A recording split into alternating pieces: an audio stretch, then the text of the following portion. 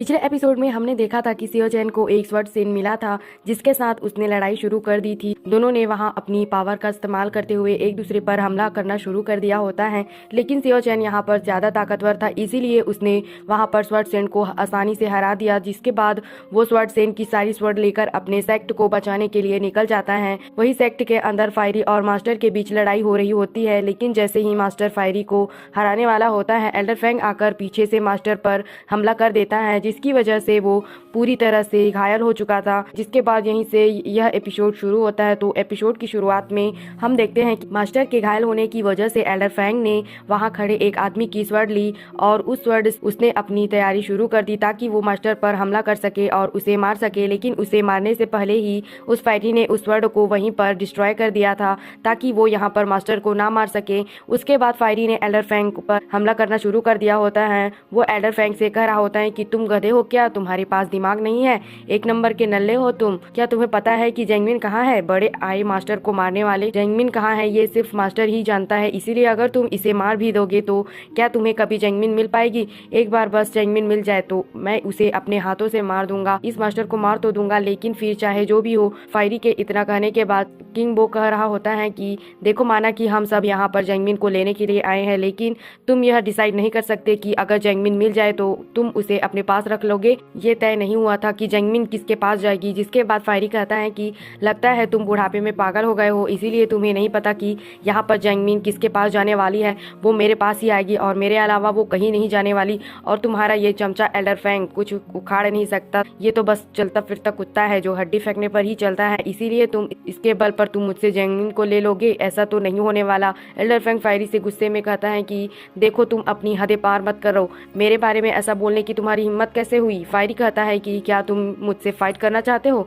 तो आओ लड़ो, मैं भी तुम जैसे हजारों कीड़े देखे हैं और इनसे फाइट करने के लिए हमेशा मैं तैयार रहता हूँ। लेकिन जैसे ही वह दोनों पूरे गुस्से से एक दूसरे पर हमला करने वाले होते हैं, किंग बो बीच में आ जाता है और यहाँ आकर वो उन दोनों के बीच में लड़ाई को रुकवा देता है। और किंग बो वहाँ पर कह रहा होता है कि हम यहाँ जो करने के लिए आए हैं पहले वो काम पूरा करते हैं, वो हो जाए उसके बाद हम तय करेंगे आगे क्या करना होगा। अभी हमें जैंगमिन नहीं मिली है और तुम लोगों ने यहाँ पर सपने देखना शुरू कर दिए हैं, वो मिल गई उसके बाद ही हम डिसाइड करेंगे। तभी वहाँ पर एक डिसेबल आता है जो कह रहा होता है कि हमें जैंगमिन मिल गई है, हमने उसे अपने सेक्ट के अंदर कैद करके रखा हुआ है। ये सुनकर सब खुश हो जाते हैं और सेक्ट के अंदर भागते हुए आते हैं, पर वहाँ आकर उन्हें पता चलता है कि यहाँ एक और लड़की है जिसने जैंगमिन के जैसे ही कपड़े पहने हुए हैं। गधे डिसेबल ने उसे जैंगमिन समझकर ही पकड़ लिया होता है। वो बेचारी लड़की कह रही होती है कि देखो स्काई लॉर्ड ने ही मुझे यहाँ पर भेजा था, उसने मुझे कुछ पैसे दिए थे ताकि मैं ये कपड़े पहनकर यहाँ पर आ सकूं, लेकिन मुझे क्या पता था कि वो मुझे किस झांसे में फंसाने की कोशिश कर रहा है। ये सुनकर तो सभी लोग काफी ज्यादा गुस्सा हो गए होते हैं कि स्काई लॉर्ड को हम नहीं छोड़ने वाले, इसने तो हमारे नाक में ही दम करके रखा हुआ है, लगता है इसे नाक से बाहर निकाल कर फेंकना होगा। दूसरी तरफ हम असली जैंगमिन को देखते हैं जो अब किंग राव के जंगल में फंस चुकी होती है। उसने उसे पकड़ लिया होता है। पकड़ने के बाद किंग राव ने उसको एक पेड़ से बांध दिया होता है। किंग राव उससे कह रही होती है कि यहाँ पर एकदम चुपचाप से लटकी रहो, अगर तुमने शोर मचाने की कोशिश की तो मैं अभी तुम्हें मार डालूंगी। इसके बाद किंग राव वहाँ पर अपने स्वॉर्ड फॉर्मेशन पूरी जगह पर फैला देती है ताकि कोई जल्दी यहाँ पर ना आ सके, क्योंकि उसे पता था कि यहाँ पर जंगली लोग और बाकी लोग भी आते होंगे जैंगमिन को बचाने के लिए। और उसका शक सच भी हो जाता है क्योंकि वहाँ पर एक जंगली दौड़ता हुआ आ रहा होता है, क्योंकि मास्टर चैन ने उसे इसीलिए भेजा होता है कि ताकि वह जैंगमिन को बचा सके। लेकिन स्वॉर्ड फॉर्मेशन के ऊपर पैर लगने की वजह से उसके पैर में चोट लग जाती है, उसके पैर में ही स्वॉर्ड घुस गई होती है। वह कह रहा होता है कि अरे भाई मैं तो मर गया, यहाँ पर स्वॉर्ड किसने रखा? बेचारे की तो यहाँ पर हालत ही खराब हो गई होती है। तभी वहाँ पर किंग राव भी आ जाती हैं, जिसके बाद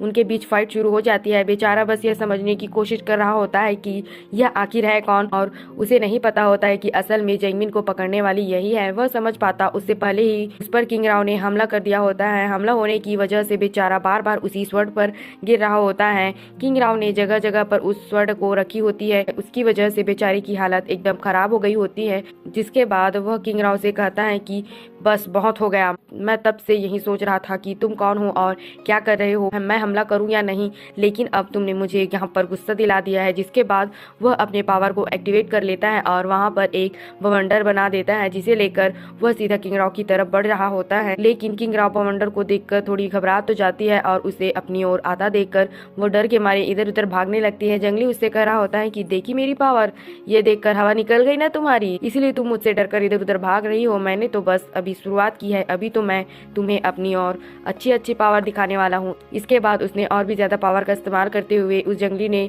अपने आप को 3 गुना बड़ा कर लिया होता है और बड़ा होने के बाद वह अब सीधा किंग राव की तरफ बढ़ने लगता है, जिसकी वजह से किंग राव यह देखकर डर गई होती है और अब वह उसके सामने एक छोटी मक्खी की तरह लग रही होती है। लेकिन फिर भी वो यहाँ पर उसके ऊपर अटैक करने की कोशिश करती है, जिसके बाद हम देखते हैं कि वह छोटी होने की वजह से वो ऐसी जगह पर जाकर अटैक कर रही होती है कि बेचारा जंगली तो कुछ भी नहीं कर पाता। और इतना कुछ करने के बाद किंग राव वहाँ से भाग चुकी थी, लेकिन फिर भी वह उसे एक जगह पर देखता है जो पहाड़ के अंदर छुपने की कोशिश कर रही होती है, जिसके बाद वह भागकर जाता है और उस पहाड़ को ही तोड़ देता है। लेकिन तभी उसे पता चलता है कि जिसे किंग राव समझकर वह यहाँ आया था वह असली में किंग राव नहीं बल्कि उसकी पुतली होती है। लेकिन अब पहाड़ तोड़ने की वजह से अब वह पूरा जंगली खाई के सामने आकर खड़ा हो गया होता है। इस मौके का फायदा उठाकर किंग राव पीछे से आती है और वो एक लात मारकर वह जंगली को सीधा खाई में फेंक देती है। जा बेटा, तू भी जी ले अपनी जिंदगी। जिसके बाद जंगली नीचे चला जाता है। किंग राव ने अपने दिमाग का बहुत अच्छा इस्तेमाल किया यहाँ पर वह कह रही होती है कि शरीर तो इसका हाथी जैसा है, लेकिन इसका दिमाग तो चींटियों जैसा भी नहीं है। पता नहीं ऐसे लोग कहाँ से आ जाते हैं। उधर दूसरी तरफ हम देखते हैं कि लिंगम सेक्ट के अंदर किंग बो मास्टर और बाकी सभी लोगों से कह रहा होता है कि देखो, तुम सब यहाँ पर सियो चैन जैसे बेकार इंसान से दोस्ती कर ली है। वो बहुत ही बुरे किस्म का इंसान है जो हर जगह तबाही लाता है, बेगुनाह लोगों को मार रहा होता है। बेगुनाह लोगों को मारना उसका पेशा है, तो ऐसे लोगों का साथ देकर तो आपने भी यही गलती की है। इसीलिए ये सेक्ट बर्बादी की कगार पर है। अब इसे सुधारने का बस एक ही मौका है। इसीलिए हमने यहाँ पर फैसला लिया है कि अब ये लिंगम सेक्ट एल्डर फैंग के हाथ में चला जाएगा और वो अब यहाँ लिंगम सेक्ट को पहले जैसा बना देगा। यहाँ पर आप लोगों को एल्डर फैंग को अपना नया लीडर चुनना होगा और जो नहीं चुनेगा वो अपनी जान से हाथ धो बैठेगा। ये बातें सुनकर तो एल्डर फैंग मन में कह रहा होता है, मन में लड्डू फूटा बेटा। वो बहुत खुश हो रहा होता है और कहता है कि मैं आप सभी को ये भरोसा दिलाता हूँ कि हमारा लिंगम सेक्ट पहले से काफ़ी बेहतर और ताकतवर बन जाएगा। आप लोग मुझ पर भरोसा कर सकते हैं। पर मास्टर जी को और बाकी सब लोग कह रहे होते हैं कि ऐसा लगता है कि अब लिंगम सेक्ट पूरी तरह से खत्म हो जाएगा। ऐसा इंसान जो खुद को नहीं संभाल सकता वो ये लिंगम सेक्ट को क्या संभालेगा। ये सुनकर तो एल्डर फैंग के मन में दूसरा लड्डू तो बिल्कुल भी नहीं फूटता। वो बहुत ज़्यादा गुस्सा हो गया होता है और वो सबसे कहने लगता है कि तुम लोगों की कोई औकात नहीं है। तुम लोग यहाँ पर मेरे बारे में ऐसी बातें करने की तुम्हारी हिम्मत कैसे हुई। अगर मैं चाहूँ तो तुम लोगों में से सबको एक एक करके मार सकता हूँ। यहाँ पर तुम लोगों को अपनी आंखों से नहीं दिखाई देता है क्या लिंगम सेक्ट कितना कमजोर हो चुका है। सियो चैन की मीठी मीठी बातों में आकर तुम सब अंधे हो गए हो। वो कभी नहीं आने वाला तुम लोगों को बचाने के लिए। उसने ही आपको धोखा दिया है और आपको छोड़कर यहाँ से भाग गया, जिसके भरोसे आप यहाँ पर बैठे हैं। मास्टर वहाँ पर बहुत दुखी होकर रो रहा होता है कि सियो चैन, तुमने ऐसा क्यों किया। तुमने तो कहा था कि तुम आओगे पर तुम नहीं आए। मुझे लगता है कि मैंने तो तुम पर भरोसा करके ही गलती की है।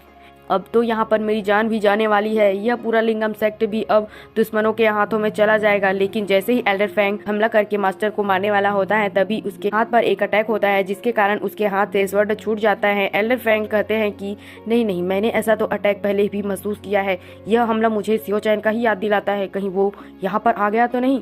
तभी यहाँ पर किसी बंदे की आवाज़ सुनाई देती है जो कह रही होती है कि लगता है आजकल लोगों की जुबान उनकी औकात से बहुत ज्यादा चलने लगी है। मैं यहाँ पर आप सभी को एक ऑफर दे रहा हूँ। अगर अपनी जान की सलामती चाहते हो तो मेरे सामने सरेंडर कर दो, वरना मैं तुम्हें इसका अंजाम पहले भी दिखा चुका हूँ और दोबारा दिखाने में मैं जरा सा भी संकोच नहीं करूंगा। और यह आवाज़ किसी और की नहीं बल्कि सियो चैन की होती है, जो पूरे एटीट्यूड के साथ में वहाँ पर बैठा हुआ होता है और वहीं बैठकर सभी लोगों के ऊपर ऑर्डर चला रहा होता है। जो सीन दिखाते ही यह एपिसोड यहीं पर खत्म हो जाता है। तो आपको क्या लगता है कि सियो चैन वहाँ पर अब उनकी कौन सा भरता बनाने वाला है, आलू का भरता या बैंगन का भरता? इसके लिए कमेंट करके ज़रूर बताना। और अगर आपको अगला एपिसोड भी देखना है तो हमारे चैनल को सब्सक्राइब और लाइक ज़रूर करना।